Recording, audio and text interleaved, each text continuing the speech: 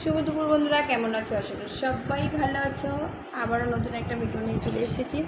নতুন মানে তোমাদের কাছে পুরনো, জানো তো। ওই এখন খাবো আর তোমাদের সাথে কথা বলবো। দেখো ম্যাডাম ঘাড়ে বসে আছে। মা, দেখো মা, আমি এরকম করে যখন কথা বলি ও গালটা বাড়ায়, মানে কথা বলার চেষ্টা করে। মা বলছে, মা, হ্যাঁ মা, বাবু বাবু বাবু বলো বাবু। মানে ও এরকম করে, আমরা যেমন মা কথাটা ঠোঁট নাড়ি, ও সেরকম নাড়ছে। দেখো মা, ও মা একটু কথা বলো, বন্ধুদের হ্যালো করে দাও।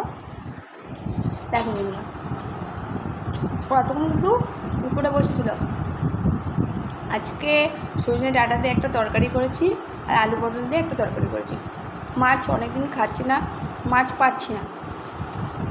আমরা যেখানটা থাকি দত্তপুর, তো আমাদের এখানে মাছটা খুব, মানে ভেতরটায়, আমরা এখানে মাছটা খুব কম আসে পাড়ায় পাড়ায়, কিন্তু আমাদের সেই যেতে হলে অনেকটা দূরে যেতে হয়, যেটা আমার পক্ষে সম্ভব হয়ে ওঠে না সবসময়।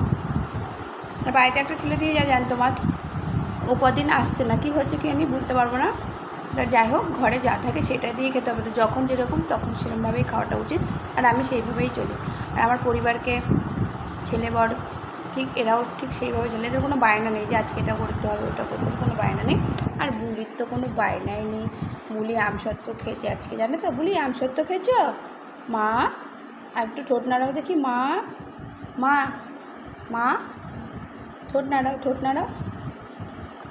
মা, মা, মা, মা।